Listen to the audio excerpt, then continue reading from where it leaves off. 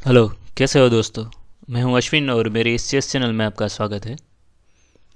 आज मैं आपको सिखाऊंगा कि आप जो ट्रिक्स या टैक्टिक्स है उसका इस्तेमाल अपनी गेम में कैसे कर सकते हैं और आपको क्या क्या चीज़ें ध्यान रखनी चाहिए ट्रिक्स और टैक्टिक्स का इस्तेमाल करने के लिए। लेकिन उससे पहले मैं आपको कुछ चीज़ें क्लेरिफाई कर देना चाहता हूँ।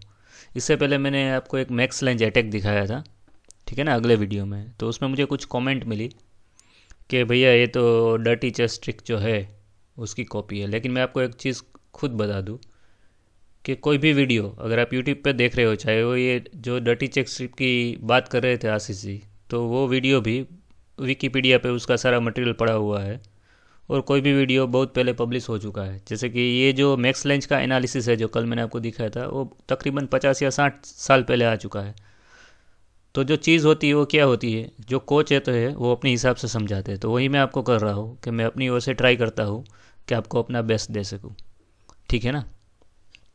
तो आइए शुरू करते हैं। और उसी आशीष जी ने मुझे बोला था कि आप मुझे समझाओ कि टेक्टिक्स का इस्तेमाल गेम में कैसे करते हैं, तो मैं ये वीडियो बना रहा हूँ। तो अभी देखिए कि टेक्टिक्स या ट्रिक्स का इस्तेमाल आप कैसे कर सकते हो गेम में। तो सबसे पहले चीज़ आपको ध्यान में रखनी है वो है अनडिफेंडेड पीसीस। जो कि अनडिफेंडेड पीसीस होते हैं मतलब कि एक कोई भी पीस पड़ा हुआ है जिसको किसी का भी सपोर्ट नहीं है, वो मेन रीज़न होता है किसी भी चेस ट्रिक या टैक्टिक्स का, ठीक है ना। जहाँ पे हम देख रहे हैं यहाँ पे वाइट का जो एक रूक है अनडिफेंडेड है और यहाँ पे वाइट ने मूव खेली नाइट F1। अब ये जो अनडिफेंडेड रूक है उसको ये रूक अटैक कर रहा है, लेकिन प्रॉब्लम ये है कि बीच में है वो नाइट है। अब अगर हम नाइट यहाँ से चेक देते हैं तो क्या होगा, वो बिशप से कैप्चर करेगा और ये जो रूक है वो सपोर्टेड हो जाएगा, ठीक है ना। तो ये चलेगा नहीं, इस तरह से हम नाइट से अटैक नहीं करेंगे। तो यहाँ पे हम कैसे जीत सकते हैं आप खुद सोचो। अच्छा, यहाँ पे हम इस नाइट से क्या करेंगे, इस पॉन को मारेंगे। अब प्रॉब्लम ये है कि अगर वो हमारा रूक मारेगा तो हम उसकी क्वीन मार देंगे, ठीक है ना। तो फिर उसको क्या करना पड़ेगा, बाय फोर्स क्वीन यहाँ पे ले जानी पड़ेगी और इस रुक को सपोर्ट करना पड़ेगा। तो उस केस में हमें क्या मिल गया, एक एक्स्ट्रा पॉन यहाँ पे। अब हम अपनी नाइट सेव कर लेंगे और जो ब्लैक की पोजीशन है वो काफ़ी अच्छी हो जाएगी, ठीक है ना। तो सबसे पहली चीज़ आपको खास याद रखनी है वो है अनडिफेंडेड पीसेस। अगर आप ये इतना ध्यान रखोगे, सिर्फ अनडिफेंडेड पीसेस हर मूव पे देखना शुरू कर दोगे, कितने मेरे पीस अनडिफेंडेड है, कितने ओपोनेंट के पीस अनडिफेंडेड है, आपकी गेम के इम्प्रूव होने के चांसेस 50% से भी ज़्यादा है, ठीक है ना। तो हमेशा याद रखना, लुक फॉर अनडिफेंडेड पीसेस, नंबर 1। फिर मैं आपको लास्ट में है ना इसका छोटा सा सूत्र बना के दे दूंगा ताकि आपको इजीली याद रह जाए, ठीक है। और जो दूसरा रीज़न होता है टैक्टिक्स का मेन, वो है हम नॉर्मली क्या करते हैं, कैप्चर मिस करते हैं। हम सोचते हैं यार वो थोड़ा इस तरह से मारेगा या वो थोड़ा वो ये करेगा, लेकिन आपको हर एक कैप्चर को प्रायोरिटी देके ध्यान से देखना है। जबकि यहाँ पे आप देखो तो आप कभी भी ये सोच नहीं सकते कि वो क्वीन से थोड़ा नाइट मरेगा, क्योंकि अगर वो क्वीन से मारेगा तो हम तो उसकी ये क्वीन ही मार देंगे। लेकिन ये गलती है यहाँ पे ब्लैक एक्चुअली मार सकता है क्वीन से नाइट, और जैसे ही आप रुक से मारोगे हम वापस नाइट से ये रुक मारेंगे। और आप देख सकते हो ये नाइट जो है क्वीन और रुक दोनों पे अटैक कर रहा है। और यहाँ पे अगर आप रुक से रुक मारोगे तो मैं नाइट से मार के चेक किंग यहाँ पे और मेरे पास एक्स्ट्रा रुक बच जाएगा, तो वो तो पॉसिबल है नहीं। तो यहाँ पे आप क्या करोगे, क्वीन को सेव करोगे। जैसे ही आप क्वीन को कहीं पे भी सेव करते हो, ठीक है ना, मैं क्या करूँगा, नाइट से रुक भी मार दूंगा। और आप देख सकते हो अब मेरे पास 3 पीसेस है क्वीन के सामने, और एक आसानी से है ना ब्लैक एक गेम जीत सकता है, ठीक है। तो दूसरी चीज़ क्या है, वो है आपको हर एक कैप्चर को काउंट करना है, ठीक है ना। कोई भी कैप्चर आपको दिखे, अगर आपको कोई भी ऐसा कैप्चर दिखता है जो आपको सबसे डूबियस लग रहा है कि यार ये वो थोड़ा ऐसा ही मरेगा, लेकिन उसको भी ध्यान से देखना। जैसा कि इस गेम में देखा कि हम सोच ही नहीं सकते कि वो क्वीन से वो नाइट मारेगा, लेकिन वो मार सकता है। आपको आगे सोचना चाहिए, लेकिन सोचने के लिए भी आपको शुरुआत करनी पड़ेगी। शुरुआत ऐसे कीजिए कि try to look at every capture, आप हर एक कैप्चर को काउंट करना शुरू कीजिए, ठीक है। ये थी दूसरी बात। अब तीसरी बात कि आपको हर एक चेक या फिर इंटरमीडिएट चेक को भी काउंट करना है। इंटरमीडिएट चेक मतलब क्या होता है कि आप कोई भी मूव करते हो, फिर सोचते हो उसके बाद वो ये करेगा, वो ये करेगा, मैं ये करूँगा, तो उसके बीच में भी कई बार लोग चेक दे देते हैं। लेकिन यहाँ पे देखिए, मैं आपको एग्जांपल की तरह समझाता हूँ। यहाँ पे वाइट ने कैप्चर किया नाइट से नाइट, यहाँ पे अगर वो ब्लैक बिशप से कैप्चर करता है तो फिर क्या करेगा, bishop capture f6, king capture f6, और वो किंग से इस पॉन को मार देगा, ठीक है ना, या फिर वो पॉन से इस पॉन को मार देगा।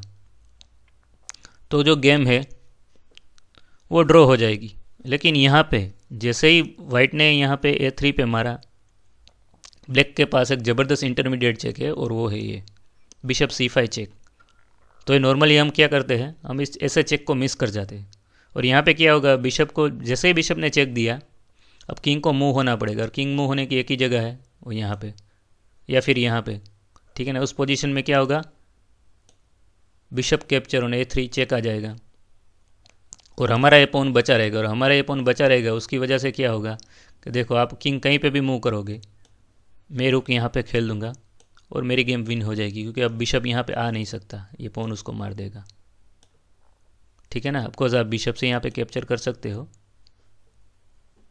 जैसे कि ये बिशप से आपने यहाँ पे मारा, लेकिन उसमें मैं इसको मार दूंगा और क्वीन बना दूंगा, फिर वो रुक से मारेगा और मैं बिशप से उसको मार दूंगा, तो मेरे पास ज़्यादा मटेरियल हो जाएंगे।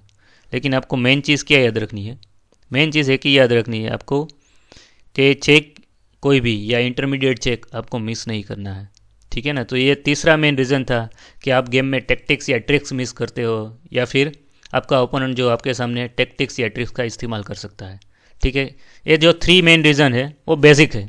अब मैं आपको एक एडवांस रीज़न भी दिखाता हूँ, और एडवांस जो है कोर्स वो काफ़ी लंबा है, मतलब उसमें क्या होगा, अभी मैं आपको तो 2 मिनट में समझाऊंगा, लेकिन उसके बाद हर एक पैटर्न पे मैं अलग अलग वीडियोस बनाऊंगा। आइए समझाता हूँ, चलिए। और वो रीज़न है चेकमेट पैटर्न या अटैकिंग पैटर्न। अब यहाँ पे आप देखिए, मैं आपको बोलूँगा एक मूव में चेकमेट करनी है, तो आप कर दोगे, ईजी है ना, इजीली कर दोगे। अब देखो ये कर दोगे, बिशप h7 चेकमेट। लेकिन इसको बोलते हैं ब्लैक बर्न्स चेकमेट पैटर्न, ठीक है ना।